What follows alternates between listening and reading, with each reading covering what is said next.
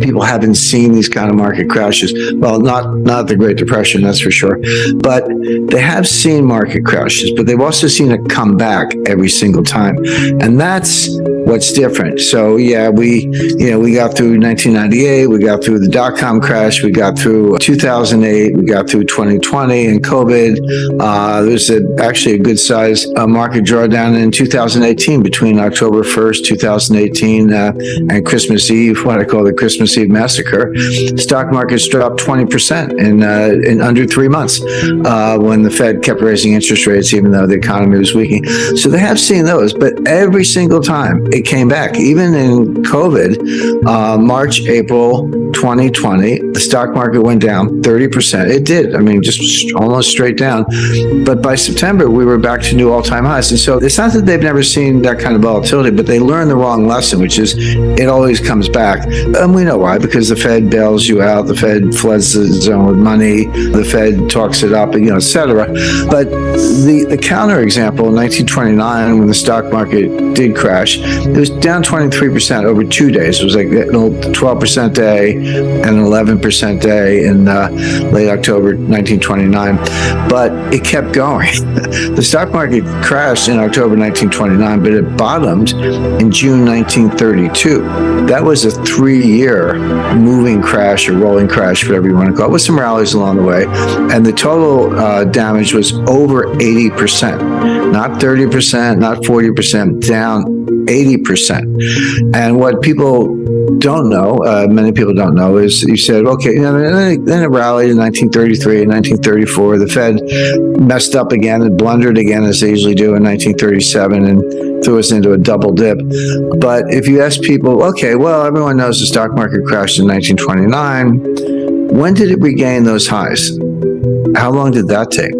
The answer is 25 years. It was 1954 before the market recovered from 1929. Now, it doesn't mean there weren't gains along the way or you couldn't make money. You could. But if you say, oh, I'll just sit tight and wait till it comes back, well, a lot of people didn't live long enough. They never saw their money back because they didn't live 25 more years. So that's a real bear market. It's happened before. The point is you need to be prepared for things like that. And no one alive, but very few people alive have seen anything like that. And if you say, well, what if we had another market crash right now? We'll talk about reasons why in a second. Why couldn't the Fed just come right back in and print some more money and do the same thing over again and bail out the new failures, whoever they may be? You can just kind of keep bailing things out. Why not do it again? What's the big deal? Well, the answer is each bailout is bigger than the one before. And that's the point. You can go all the way back 1994 Mexico, 1998 Russia, LTCM, 2000 dot-com, 2008 Lehman, 2020 pandemic. And they do bail out, but each one's bigger than the one before. I mean, we threw out $6 or $7 trillion of new debt on top of a $1 trillion a year baseline, $7 trillion in new debt to kind of dig our way out of 2020. So there's a limit. There comes a time when it's like, hey, this bailout is going to be 20 trillion. Sorry, that check's too big. We're going to have to let some things fail. So what could happen? The first thing on my list is we're heading for a very severe recession. I just want to kind of explain briefly the dynamics of that.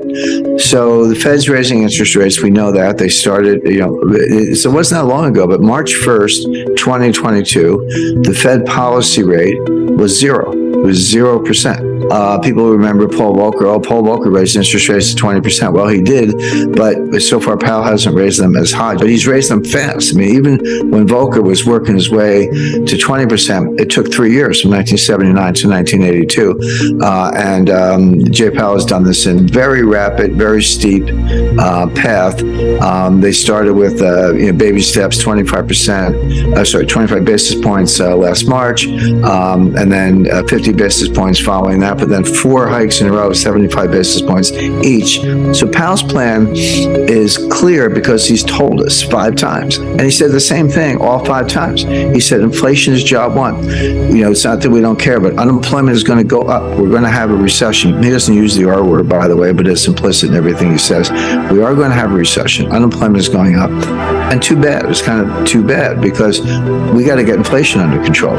And so the Fed is in search of something that they call the terminal rate. What's the terminal rate? The terminal rate is a rate that's high enough to bring inflation down on its own without further hikes. So it doesn't have to be higher than inflation. It has to be high enough to cause inflation to come down to the Fed's goal of 2% without hiking more. And when they get there to that terminal rate, they'll sit tight. They call it the pause. And the pause could be a year. And Powell said this. Again, this is right out of his script. So Powell's in search of the terminal rate. By the way, if you said to me, hey, Jim, what's the terminal rate? I would answer truthfully. I would say, I don't know. But neither does Jay Powell. Jay Powell doesn't know what the terminal rate is. He's kind of saying, we'll know it when we see it, but we're not there yet. We're going to keep going.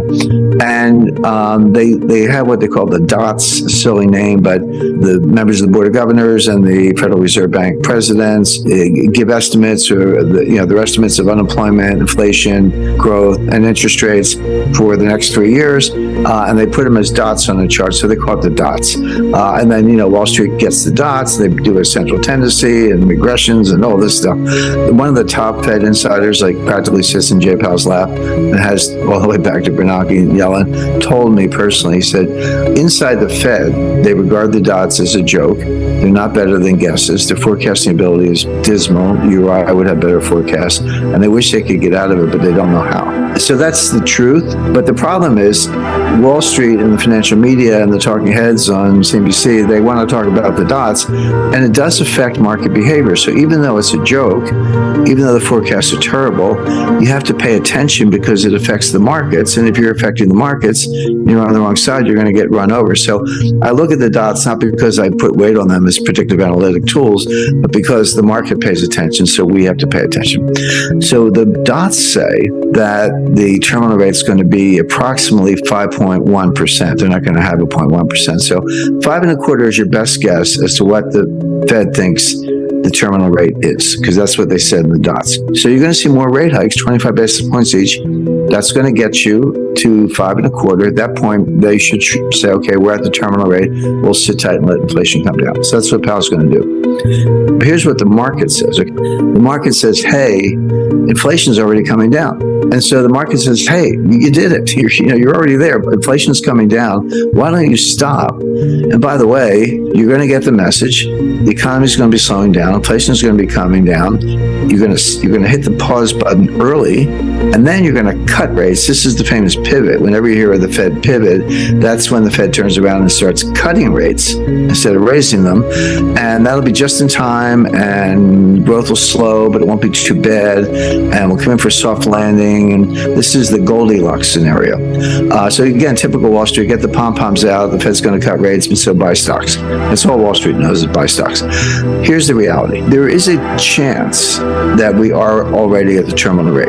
But the conundrum is inflation coming down because the Fed is still hiking, or is inflation coming down because they're at the terminal rate? Well, we don't know. It's kind of hard to sort those things out. Powell would say, yeah, it's coming down. I know that, of course, but it's because I'm hiking and I'm going to keep doing it. My view is, no, you actually did it. It's mission accomplished. You just don't know it. That means, as usual, they're going to screw it up. They're going to blunder. They're going to go too far. And it's not going to be a mild recession. It's not going to be Goldilocks. In this version, Goldilocks gets eaten by the bears. In other words, you're going to throw this economy into a very deep recession because you're going to go too far, as usual. And you're not going to know it until too late. By the time you realize it's mission accomplished, you will have gone too far, too long. Rates are going to be too high, and it's not going to be a soft landing. If Wall Street's talking up the stock market based on the soft landing Goldilocks scenario, but Powell's going to stick to his guns and raise rates too high, that's going to cause stocks to crash very severely, very suddenly. If the market were adjusting, say, yeah, Powell means it, it's going to keep, we ought to come down a little bit, that would be one thing, but that's not what's happening. The market's trying to rally. Powell's warning people what's going to happen. They're not listening, and it is going to happen. So markets will crash.